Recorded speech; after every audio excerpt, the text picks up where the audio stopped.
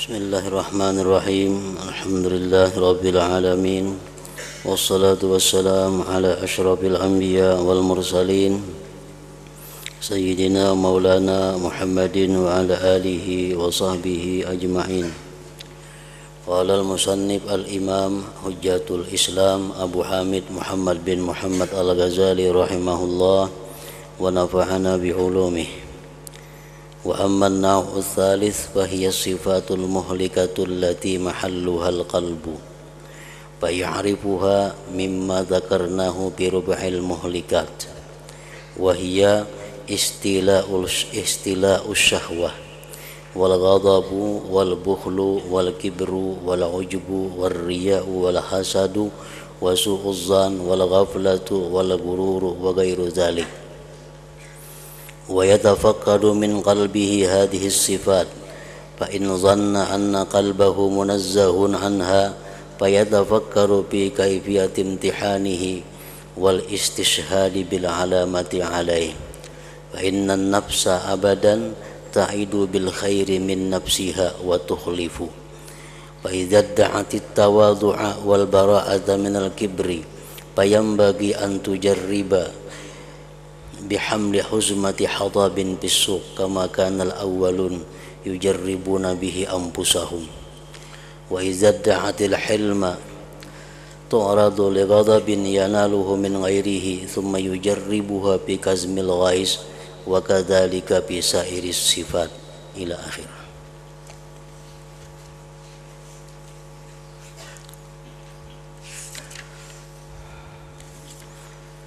Makna daripada kalam Al-Imam Hujjatul Islam Abu Hamid Muhammad bin Muhammad Al-Ghazali rahimahullah wa nafa'ana bi ulumih.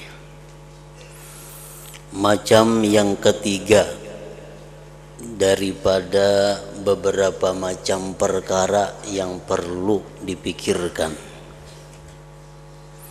yang perlu dijadikan tafakkur. Sifat-sifat yang membinasakan, yang tempatnya sifat-sifat membinasakan itu adalah hati.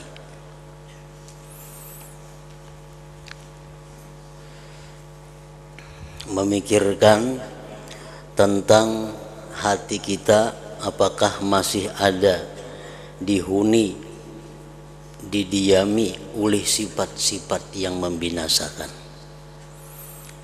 Apabila kita merenungkan atau memikirkan tentang hati kita, apakah masih dipenuhi sifat-sifat tercela, maka tafakkur seperti itu adalah merupakan tafakkur yang sifatnya adalah ibadah.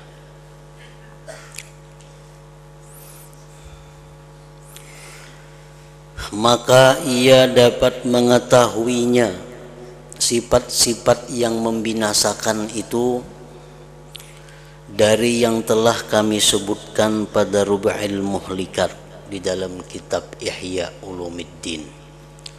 Di situ dijelaskan sifat-sifat yang membinasakan manusia, akhlak-akhlak yang mencelakakan manusia, yaitu sifat-sifat yang mencelakakan kita tadi antara lain adalah menguasainya syahwat. Diri kita dikuasai oleh berbagai macam keinginan-keinginan.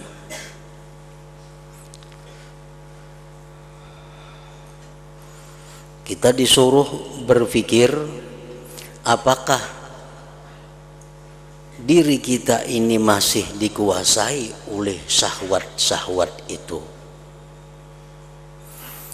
Kita disuruh merenungkan apakah selama ini kita hidup hanya untuk meluluskan syahwat-syahwat, keinginan-keinginan nafsu.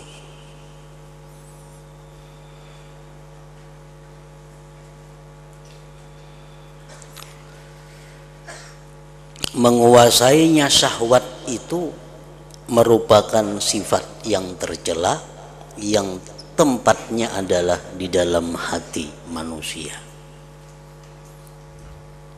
Segala macam bentuk maksiat, segala macam bentuk penyesalan, penderitaan, itu sumbernya adalah karena pada awalnya kita dikuasai oleh syahwat-syahwat tadi. Kenapa kita melakukan dosa? Karena kita kada mampu menguasai syahwat, keinginan-keinginan nafsu itu. Kenapa orang bisa masuk ke dalam penjara? Nah, kebiasaan kebanyakannya adalah akibat dia dahulunya dikuasai oleh keinginan-keinginan nafsunya. Kenapa seseorang itu sekarang dia menderita? Kenapa seseorang itu sekarang dia ini berada dalam bahaya? Pada awalnya adalah akibat dia kada mampu menguasai keinginan-keinginan nafsunya. Nah, itu nang dipikirkan. Disuruh kita merenungi apakah kita ini termasuk orang yang dikuasai oleh keinginan-keinginan nafsu, atau kitakah yang menguasai keinginan-keinginan nafsu itu. Contohnya lagi adalah marah.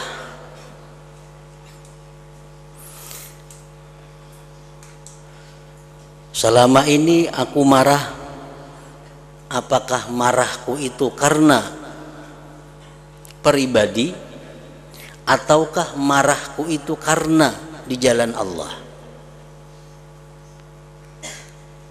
Marah itu adalah sesuatu yang mulia, marah sesuatu yang berpahala apabila marahnya itu di jalan Allah. Dan marah itu sesuatu yang hina, tercela apabila yang dimarahkan itu adalah sesuatu yang bukan di jalan Allah. Nah, itu pun disuruh juga kita merenungi, memikirkan apakah kita marah selama ini di jalan Allah atau kada. Umpamanya kita menyuruh anak kita, menyuruh orang-orang yang membantu kita untuk kepentingan kita, lalu ingat terlambat, lalu ingat tersalah, kita marah. Nah, ini marah, kita marah karena kepentingan nafsu kita. Kalau anak kita, orang-orang yang di bawah kita, mereka lalai melaksanakan salat, mereka itu menunda perbuatan kebaikan, apakah kita marah kepada mereka? Nah, bila kita marah, mereka itu kada sembahyang. Kalau kita marah karena mereka itu suka melalaikan, menunda-nunda salat, nah marah kita itu adalah marah yang mulia, marah di jalan Allah.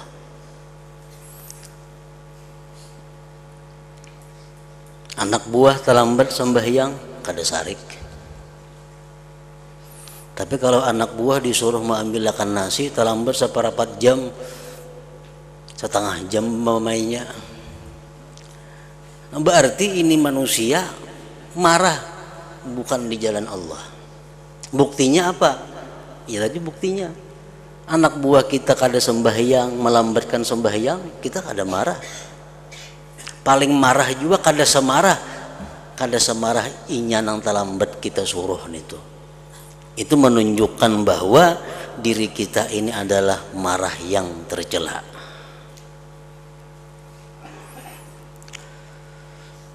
Bakhil, kikir. Apakah kita selama ini masih dianggap tergolong orang yang bakhil atau kada? Kita periksa diri kita, kita renungi, kita kontrol hati kita. Apakah selama ini kita masih orang bakhil atau sudah keluar dari golongan itu? Kibir, sombong, ujub, ria, hasad, dengki, su'uzzan, sangka jahat.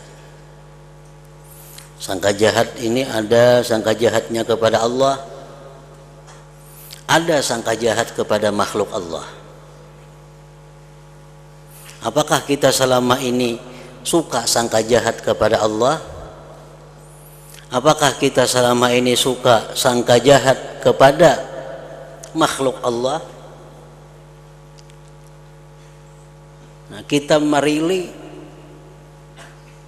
memeriksa, menganalisa diri kita itu merupakan tafakkur yang besar, nilai pahalanya di sisi Allah Subhanahu wa ta'ala. Jahat sangka kepada Allah antara lain contohnya umpamanya kita berdoa lawan Allah, lalu doa kita ini belum hanya terwujud lagi, lalu kita mengambil kesimpulan Allah kadang ngabulkan doaku. Nah, itu buruk sangka dengan Allah. Buruk sangka dengan Allah.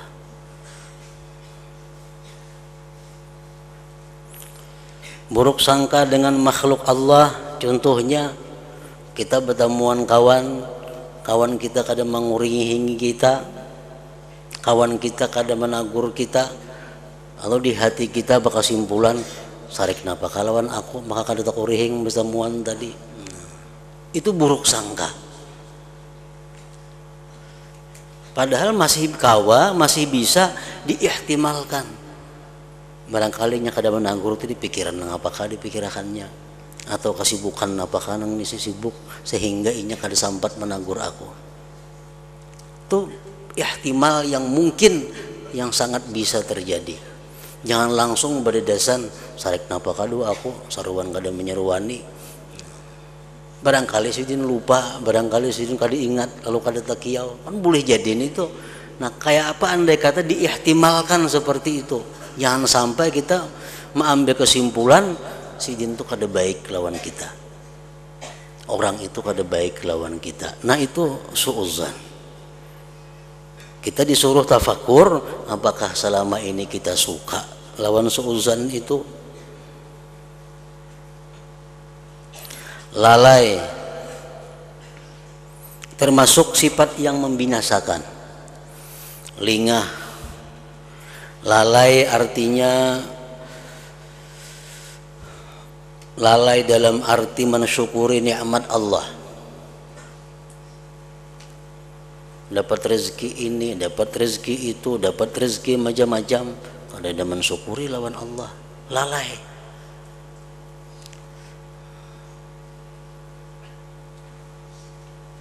Lalai terhadap mengambil hikmah kepada sesuatu musibah yang menimpa. Ada hal-hal yang kada nyaman datang kepada kita, kita lalai mengambil hikmahnya. Sudah 4-5 hari hanya merasa ada hikmahnya.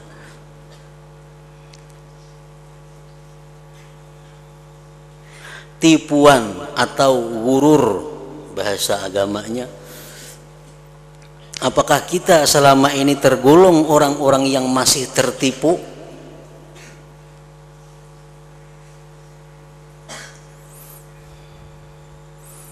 Tertipu dengan ayat-ayat Allah, tertipu dengan hadis-hadis Rasulullah.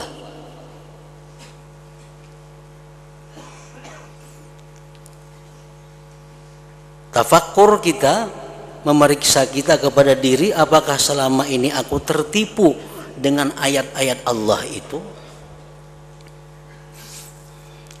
Karena kada sedikit ayat-ayat Al-Quran atau hadis-hadis Rasulullah itu kalau dipahami secara cepat dan sembarangan, itu membuat kita terperdaya, tertipu dengan ayat-ayat Allah itu.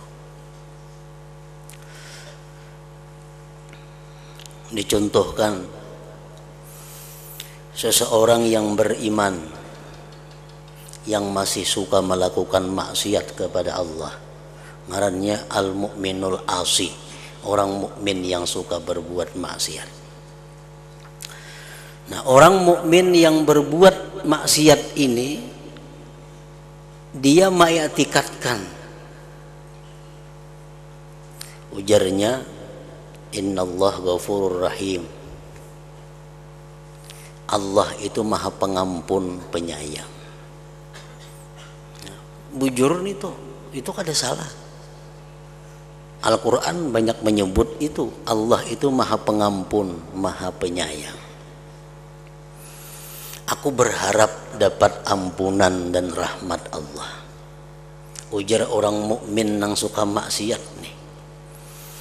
Allah tuh maha pengampun juga, Allah tuh maha penyayang juga. Aku berharap mudahan dapat ampunan Allah. Aku berharap mudahan dapat rahmat Allah.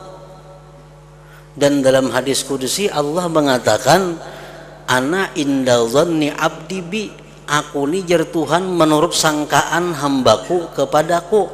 Jika hambaku itu menyangka aku ini pengampun, memang aku pengampun. Jika hambaku menyangka aku ini marah, aku marah. Nah jadi ujar si mukmin nang ahli maksiat tadi, aku sangka baik lawan Tuhan, Tuhan mengampuni aku. Dan aku berharap dapat ampunan Allah.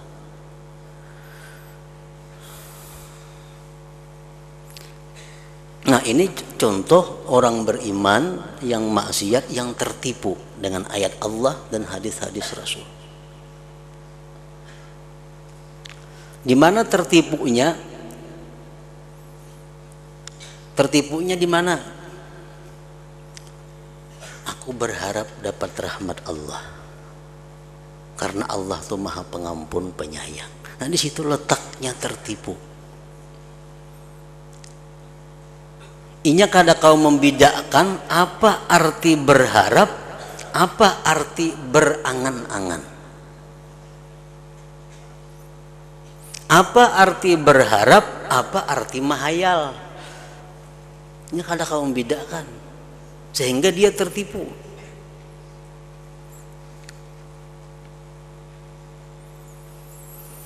Rasulullah sallallahu alaihi wasallam menjelaskan al-kaisu man dana nafsahu wa amila lima ba'dal maut wal ahmaq man atba'a nafsahu hawa wa tamanna 'ala Allah.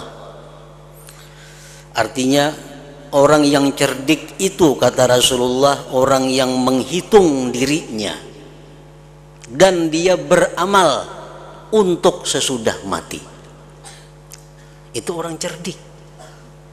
Orang yang bodoh itu, kata Rasulullah, adalah orang yang mengikuti kemauan nafsunya dan dia berangan-angan atas Allah dengan berbagai macam angan-angan. Nah, ini selalu berbuat maksiat, tapi berangan-angan dapat ampunan Allah.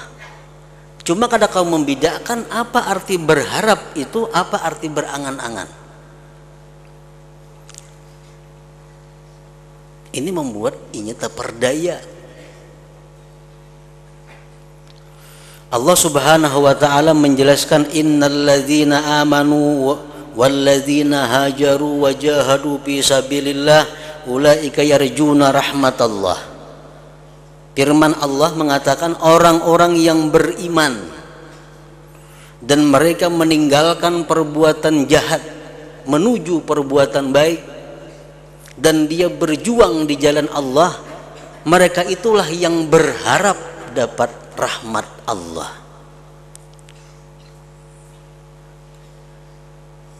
Nah, andai kata orang yang maksiat ini dia berhenti melakukan maksiat, dia tobat kepada Allah, lalu dia berharap dapat ampunan Allah, nah itu bujur. Tapi kalau dia masih suka melakukan maksiat, tapi dan mengangan-angan, mencita-cita agar dapat ampunan Allah, itu kada berharap karena itu mengangan-angan. Kalau kita misalnya besi pahumaan kada ada, minjam pahumaan orang kada, bahuma kada juga. Atau kita besi pahumaan cuma kada dihumai, diliatakan sekosong-kosongnya. Begitu orang mengatam, kalau kita bersuara, mudahan pahumaanku juga kawa dikatam kena isok. Nah itu mencita-cita ngarannya mengangan-angan, lain berharap itu. Kalaunya inya bisi pahumaan, ditanaminya, dirawatnya, diharagunya, lalu isuk mengatam, lalu inya berharap mudahan isuk aku kau mengatam. Nah ini ngarannya harap. Nah kebanyakan kita manusia ini tertipu kada kau membedakan mana antara harap dan mana antara angan-angan. Orang yang ingin dapat rahmat ampunan Allah tetapi dia kada bergerak ke arah itu ngarannya angan-angan. Orang yang ingin dapat rahmat ampunan Allah tapi dia minta ampun dan istighfar, nah itu ngarannya berharap.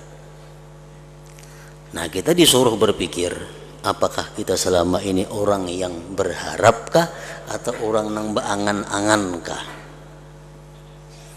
Angan-angan Tuhan supaya mengampuni, angan-angan mati surga kada berhisab, angan-angan selamat dari fitnah kubur, angan-angan lulus di titian siratal mustaqim, ingin masuk surga di surga Firdaus, tapi kada ada bahannya, kada ada kelakuan pekerjaannya ke situ. Itu ngarannya beangan-angan, tertipu. Ditakuni nih semuaan kita, hendaklah ke surga Firdaus, hendak semuaan. Tapi kada ada gawiannya, nah itu mah angan-angan ngarannya. Kalau berharap tuh orang nang bekerja, beribadah habis waktunya siang malam, lalu nya berharap mati masuk surga Firdaus, nah itu bujur berharap. Nah itu nang termasuk perlu ditafakurkan dan lain-lainnya. Dan ia menyelidiki dari hatinya akan sifat-sifat ini, diteliti, diselidiki di hati sifat-sifat tadi. Kalau ia menyangka bahwa hatinya itu bersih daripadanya, maka ia berpikir tentang cara mengujinya dan mencari persaksian dengan tanda-tanda atasnya.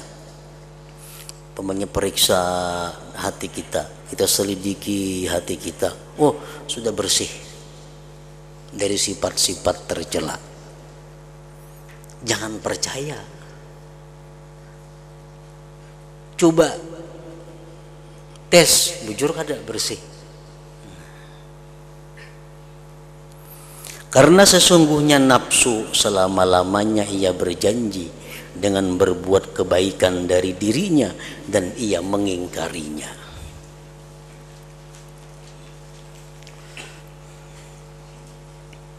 Nafsu selalu mengatakan, oh sudah bersih hati engkau dari takabur, sudah bersih hati engkau dari ujub, sudah bersih diri engkau dari terperdaya, tertipu tadi. Jangan percaya, kita periksa, kita uji apakah bujur atau kada nang ujar nafsu tadi. Maka apabila diri mengaku tawadhu' dan terbebas dari kibir, kesombongan, maka semestinya ia mencobanya. Coba. Antara lain mencobanya itu dengan membawa satu ikat kayu bakar di pasar. Ini orang dahulu kada ada punya gas bemasak itu, kada ada kumpur gas masak kayu bakar, jadi nukar kayu bakar di pasar, bawa seorang ke rumah. Jangan menyuruh orang membawa, jangan menyuruh budak, jangan menyuruh hamba, bawa seorang. Kalau sanggup kita membawa itu kada ada rasa malu kepada makhluk Allah, berarti sudah terbebas dari kesombongan dalam masalah itu. Seperti Abu Hurairah radhiyallahu anhu disebutkan, waktu beliau menguji diri beliau apakah masih ada sombong atau kada, masih melakukan hal seperti itu. Sebagaimana orang-orang dahulu telah mencoba dirinya dengan demikian. Dan apabila diri mengaku bersifat hilim, maka ia menghadap kepada kemarahan yang diperoleh dari orang lain, kemudian ia mencobanya dengan menahan amarah. Periksa diri kita, apakah diriku ini pemarahkah, masih di jalan yang salah marahnya, ataukah diriku ini sudah punya sifat hilim, lawannya sifat marah. Ujar nafsu, sudah bersih ikam dari marah, ikam sudah bersifat hilim, sudah bukan lagi bersifat pemarah. Jangan percaya, coba bakal lakuan kayak apa supaya disariki orang.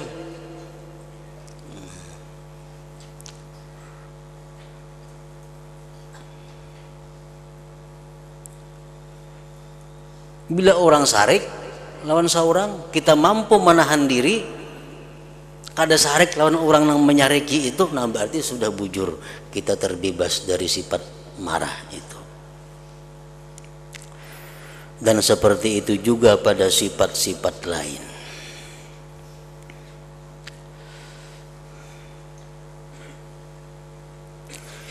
Inilah tafakkur tentang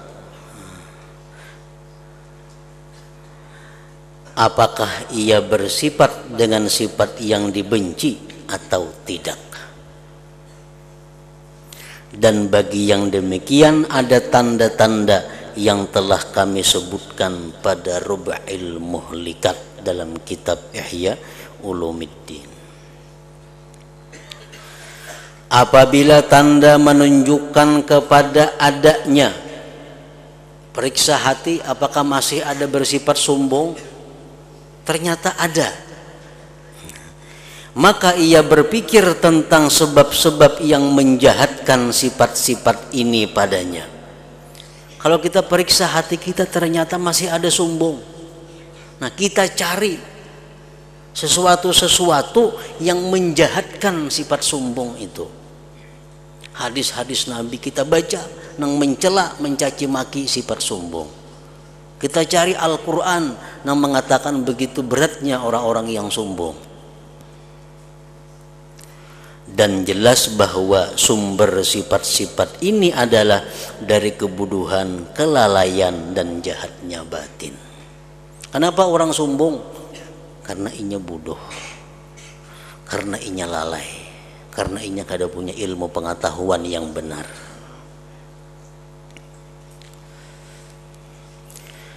Sebagaimana jikalau ia melihat pada dirinya ujub dengan amal.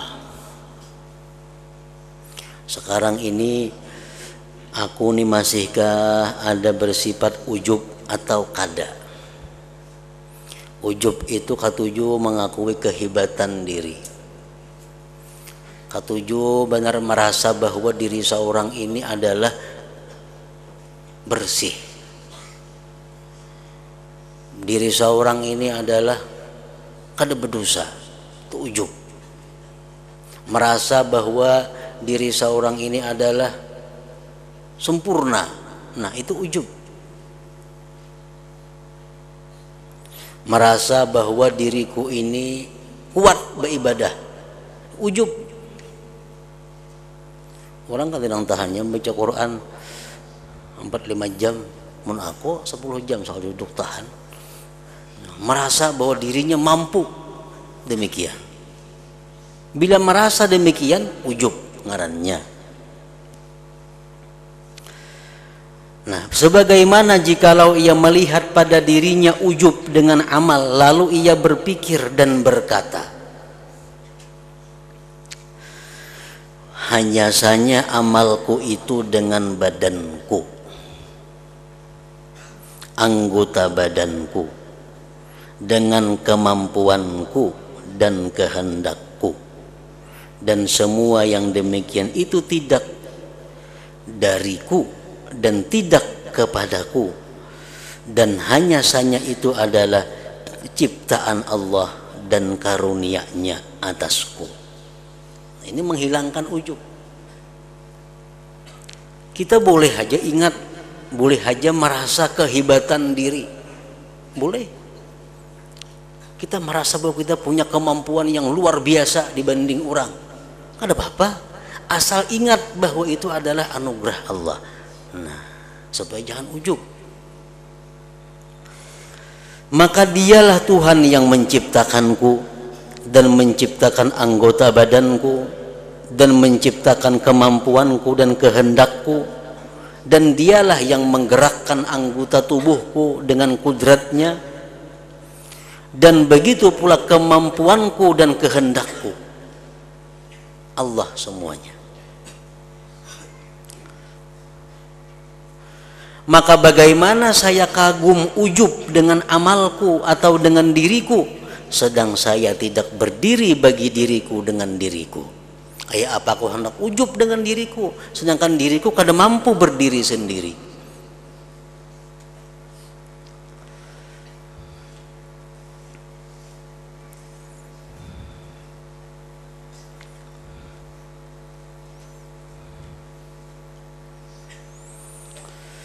Para ulama mengatakan, man arada ayyaksira ujuba fa'alaihi bi arba'ati asya.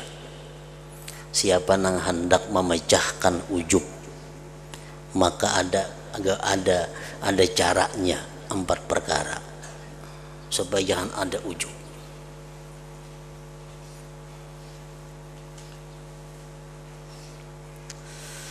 Pertama, mereka mengatakan ayyarat taufik minallah, ayyarat taufiqa minallah. Kita beribadah, membaca Al-Quran, baca Quran atau membaca salawat, kada terasa begitu asiknya kita membaca Quran, sekalinya sudah 5 jam kita duduk, sudah 5 jam membaca Al-Quran atau membaca salawat. Nah, untuk menyelamatkan amal ini supaya jangan diserangnya ujub, yang pertama kita ingat bahwa taufik itu dari Allah. Aku nih kawa kajamini nih, itu adalah dari Allah. Kenapa aku rasa nikmatnya beramal hari ini? Itu adalah dari Allah.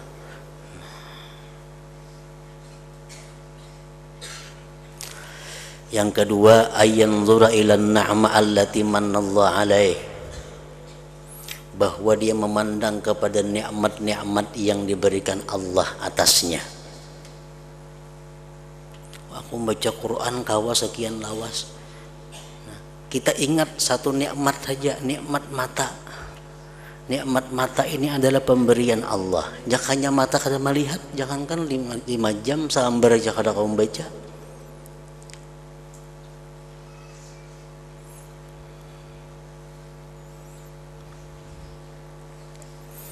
Yang ketiga, ayyakhafa an la yaqbalallah amalah. Yang ketiga, dia takut kalau Allah kada menerima amalnya. Aku beramal sekian jam, namun tentu diterima Allah. Nah, bila hati kita ini masih merasa belum tentu diterima Allah, kada mau ujub. Nang mau ujub itu nang asa sudah pasti diterima Allah. Yang keempat, ayyanzura ila dzunubihi wa taqsirihi qabla dzalik, bahwa ingatlah dosa-dosa, kelemahan, kekurangan kita sebelum ini. Hari ini aku bujurnya kau beribadah sekian lawas, tapi dibanding dosaku dahulu mana banyaknya, sering banyakan aku berbuat dosa juga. Nah, 4 hal itu menghilangkan ujub di dalam hati kita. Jadi kalau kita datang perasaan bahwa kita ini hebat, bahwa kita ini merasa harap, ingat akan 4 itu supaya selamat daripada kemurkaan Allah Subhanahu wa taala.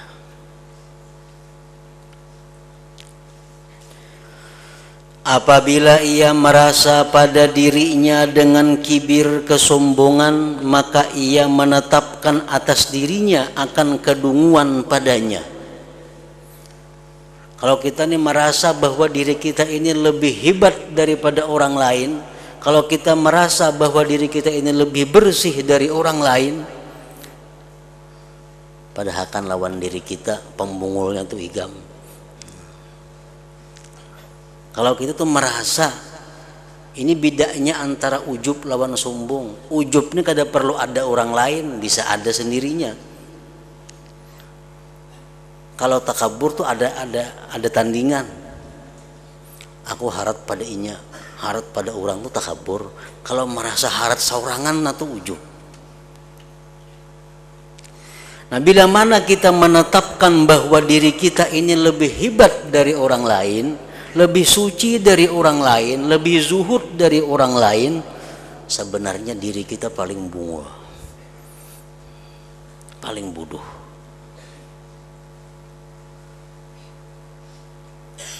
Jadi di saat kita mengatakan atau merasakan bahwa kita ini adalah orang yang hebat daripada yang lainnya, di saat itu kita orang yang paling hina di sisi Allah. Anak ditarusakan dasara, anak beristighfar dasara, anak bebulik baik istighfar, tarusakan jadi orang hina di sisi Allah, tarusakan perasaan paharatnya tadi.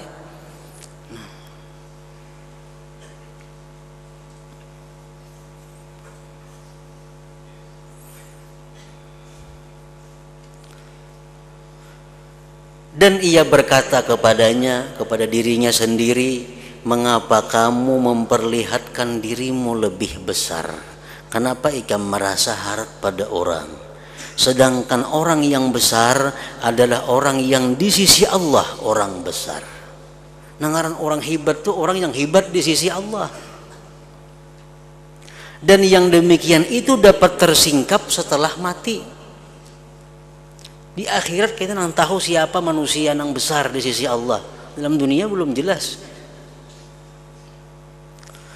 Dan banyak sekali orang kafir pada waktu sekarang meninggal dunia dalam keadaan mendekatkan diri kepada Allah Ta'ala dengan bercabutnya dari kafir. Dan banyak sekali orang muslim meninggal dunia dalam keadaan celaka disebabkan berubah keadaannya ketika mati dengan mati su'ul khatimah. Ada tentu.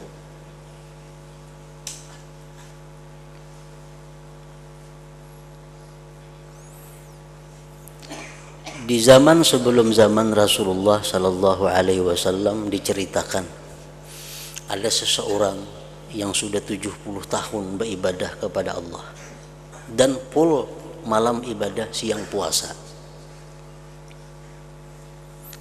Boleh dikatakan orang ini kada berbuat dosa, hidupnya pun diuzlah berasing pada orang lain. Sudah 70 tahun kada tahu di manusia, hanya beribadah melulu. Satu malam Sidin berdoa kepada Allah.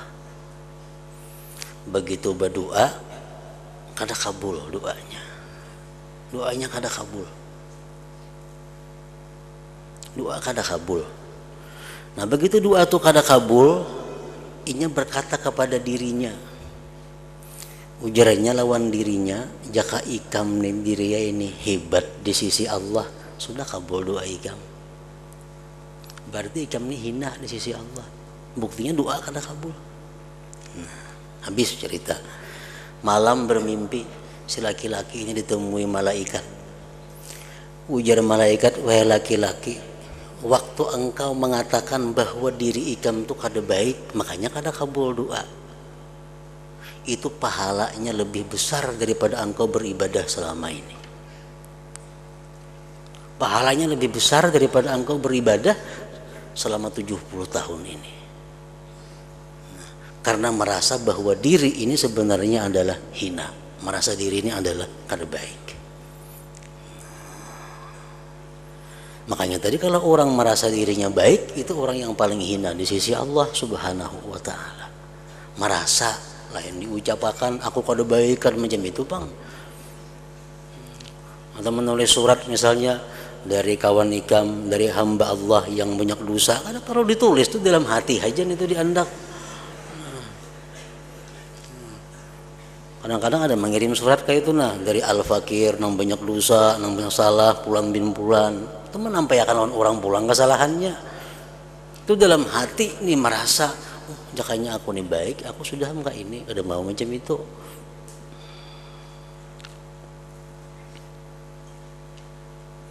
Siti Aisyah radhiyallahu anha ditanya, wahai Siti Aisyah, ujar orang, kapan seseorang itu baik? Aisyah menjawab, ketika dia merasa dirinya yang paling jahat. Ketika dia merasa dirinya yang paling jahat. Ditanyakan lagi kepada Siti Aisyah radhiyallahu anha, kapan seseorang itu jahat? Ketika dia merasa dirinya terbaik, ketika dia merasa dirinya adalah baik.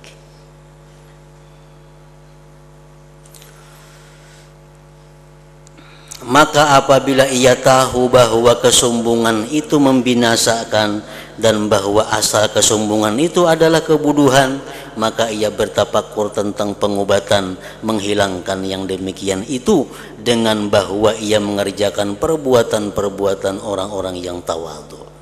Namun sudah berpikir, kalau dapat kesimpulan diriku masih sombong, nyaman mau obati. Dan apabila ia mendapatkan pada dirinya syahwat makanan dan kerakusannya, periksa diri, ternyata diriku ini kada kawa, hendak mau makan terus. Nah, kalau tidak ada makanan yang nyaman, hendak merasai. Maka ia bertafakur bahwa ini adalah sifat binatang. Oh, berarti aku samaan binatang. Kalau tak lihat makanan lo hendak aja. Dan jikalau pada syahwat makanan dan persetubuhan ada kesempurnaan, niscaya demikian itu termasuk sifat-sifat Allah dan sifat-sifat para malaikat. Nyakanya memakan itu nah, ada kesempurnaan di situ, niscaya malaikat bersifat dengan itu. Malaikat tuh ada mau makan, ada mau minum, ada urusan itu. Seperti ilmu, nah itu sifat-sifat kesempurnaan dan kudrat, dan niscaya tidak bersifat dengannya binatang. Dan manakala kerakusan itu lebih menang atasnya, maka ia lebih serupa dengan binatang dan lebih jauh dari para malaikat al-muqarrabin. Dan begitu pula ia menetapkan atas dirinya tentang marah. Kemudian yang memikirkan tentang jalan pengobatan, dan sekalian yang demikian itu telah kami sebutkan dalam kitab-kitab ini. Maka barang siapa yang menghendaki bahwa jalan pikir menjadi luas baginya, maka tidak boleh tidak dari menghasilkan apa yang ada di dalam kitab ini. Nah, kemudian macam yang keempat, sifat-sifat yang menyelamatkan.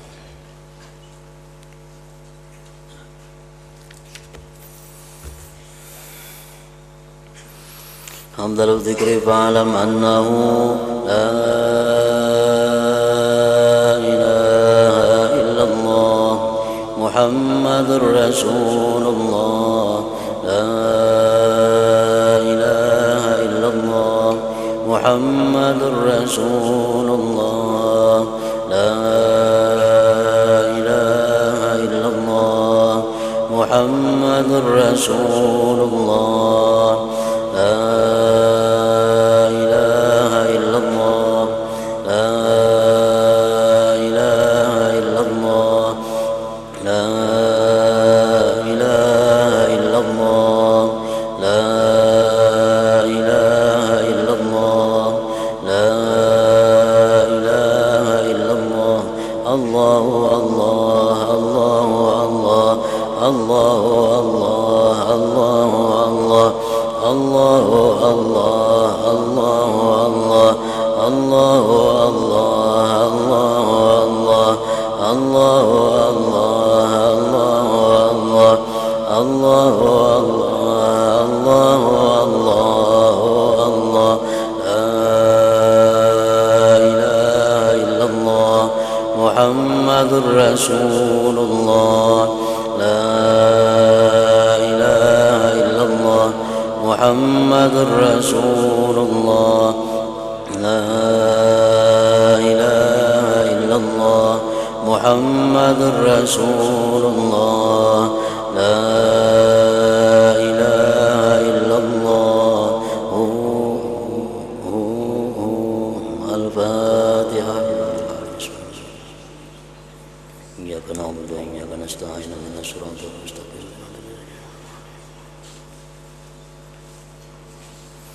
فيا أيها الراجون منه شفاعة صلوا عليه وسلموا تسليما.